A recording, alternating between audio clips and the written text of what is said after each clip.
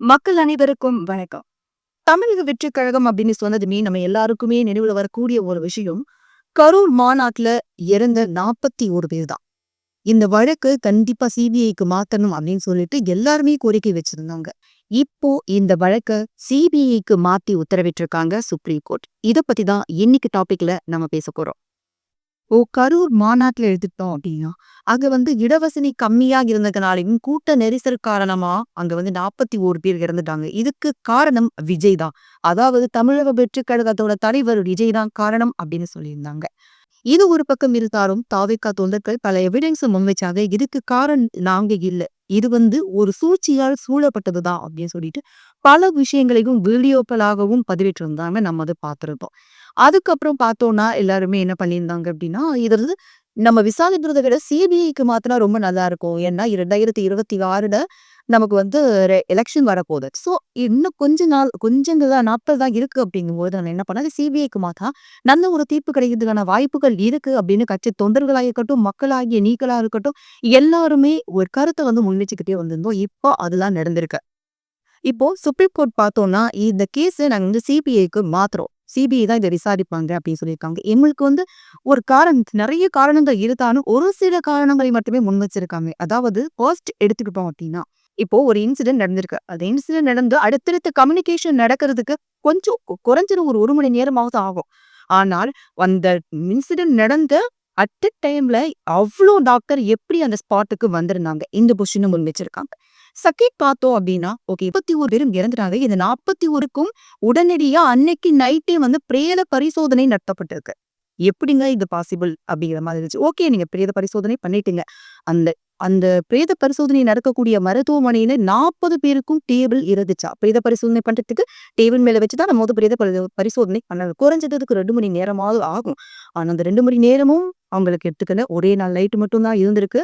பிரேத பரிசோதனை பண்றதுக்கு எல்லாருக்கும் டேபிள் எப்படி கிடைச்சது? கீழ போட்டு பண்ணீங்களா? கீழ போட்டு பண்ணா அது ப்ரொசீஜரா? அப்படிங்கிற மாரி ஒரு கொஸ்டின முன் வச்சிருக்காங்க. 4வதா பார்த்தோம் அப்படின்னா, இப்போ நீங்க இம்மீடியட்டா இந்த 41 பேரையும் எரிக்கிறதுக்கான ரீசன் என்ன? ஒரு ஒரு கேஸ்ல முடிவு வரணும்னா, அத நம்ம என்ன பண்ணணும், அந்த கேஸ்க்காக அந்த ஒதுக்குறது தான் சம்பிரதாயம். ஆனா இவங்க எல்லாருமே எரிச்சிருக்காங்க. இதுக்கான ரீசன் என்ன? அடுத்து அடுத்து 5வதா பார்த்தோம் அப்படின்னா, அங்க 500, 600 போலீஸ் நியமிக்கப்பட்டிருந்தாங்க அப்படின்னு ஒரு விஷயத்த நீங்க சொன்னீங்க. ஓகே, நாங்களும் ஒத்துக்கிறோம். இந்த பிரச்சனையில 41 பொதுமக்கள் இறந்திருக்காங்களே தவிர, அந்த 500, 600 பேர்ல ஒருத்தர் போலீஸ்க்கு கூட ஒரு ஒரு சின்ன காயம் கூட ஏற்படாத அது எப்படி? இந்த மாதிரியான சில காரணங்கள முன் வச்சு நாங்க ஏதாவது சிபிஐ விசாரணைக்கு மாத்துறோம் அப்படின்னு சொல்லி உத்தரவிட்டிருக்காங்க. இப்போ சிபிஐ தான் இந்த கேஸ எடுத்துட்டு போறாங்க.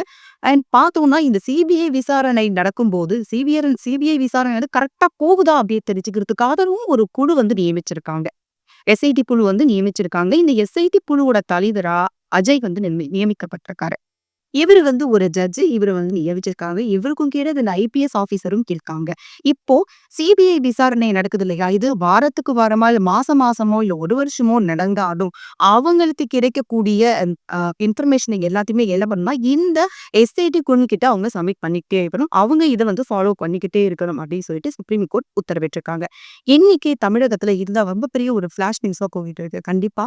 ஏன்னா 41 உயிர், அதுவும் பொதுமக்கள், குழந்தைகளோட உயிர் போது இது சிபிஐ விசாரணைக்கு உத்தரவிட்டது அப்படிங்கிறது மிகப்பெரிய ஒரு விஷயம். இந்த சின்ன கேப்ல இவ்ளோ ஃபாஸ்ட்டா இதுவும் மூவ் பண்ணியிருக்காங்க அப்படிங்கும்போது, கண்டிப்பா நம்ம ஒரு சல்யூட் பண்ணணும் அப்படிங்கிற மாரி தான் இருந்துச்சு. இத தொடர்ந்து பார்த்தோம் அப்படின்னா, விஜய் கரூர் போகணும். நான் அந்த பாதிக்கப்பட்ட மக்கள் நேர்ல சந்திக்கணும். எனக்கு அவங்கள ஆதரவு குடுத்துட்டு இருக்காங்க. அவங்கள இன்னும் போய் பார்க்க முடியல அப்படின்னு சொல்லிட்டு ஒரு மனுவ தாக்கல் பண்றாரு. இப்போ என்ன வருது அப்படின்னு ஆப்போசிட்ல இருந்து நீங்க எப்படி போறீங்க? உங்களோட லாயிங் கேம் அத பத்தி நீங்க கமிட் பண்ணுங்க. அதுக்கப்புறமா நாங்க சொல்றோம் அப்படிங்கிற மாதிரி சொல்லியிருந்தாங்க. இப்போ இந்த கேஸ பொறுத்தவரையில இந்த நெறைய விஷயங்கள் வெளிவரத்துக்கான வாய்ப்புகள் இருக்கு. இந்த பிரச்சனைங்க ஆழமா விசாரிக்கும் பட்சத்துல தமிழகத்துல இருக்கக்கூடிய காவல்துறையினர், பெரிய பெரிய காவல்துறையினர்களும் மாற்றத்துக்கான வாய்ப்புகள் அதிகமா இருக்கு. ஓகேவா? ஏன்னா, அவங்களும் சொல்லியிருந்தாங்க, நாங்க போதுமான இடங்கள ஒதுக்கியிருந்தோம். அப்படி இப்படின்னு சொல்லிட்டு நெறைய விஷயங்கள முன்வச்சாங்க இல்லையா? ஸோ இப்ப சிபிஐ விசாரிக்கும்போது என்ன ஆகும் அப்படின்னா, அவங்களும் சிக்குவாங்க. ஏன்னா, எந்த போலீஸுமே அடிப்படலங்கிற ஒரு விஷயம் வச்சிருக்காங்கல்ல. அதுக்காக கண்டிப்பா சிக்குவாங்க. அது மட்டும் இல்லாம நெறைய விஷயங்கள் நீங்கள் எதிர்பார்த்த, நான் எதிர்பார்த்த நெறைய விஷயங்கள் இந்த சிபிஐ விசாரணையில வெளிய வரும். இந்த 2026 எலக்ஷன் ஒரு திருப்பு முனையா அமையறதுக்கு மிகப்பெரிய வாய்ப்பு இருக்கு. அது மட்டும் இல்லாம இந்த செய்தியை கேட்டா தமிழக வெற்றி கழகத்தோட தொண்டர்கள் எல்லாமே ரொம்பவே மகிழ்ச்சியில இருக்காங்க அப்படின்னு தான் சொல்லும். சோ தொடர்ந்து இந்த கேஸ் எந்த அளவுக்கு போகுது, என்னென்ன விசாரணைகள் வருது, என்னென்ன கண்டுபிடிக்கப்பட்டிருக்கு அப்படிங்கறத அடுத்தடுத்த நிகழ்ச்சியில நம்ம உங்க கூட ஷேர் பண்ணிக்கிறோம். நன்றி.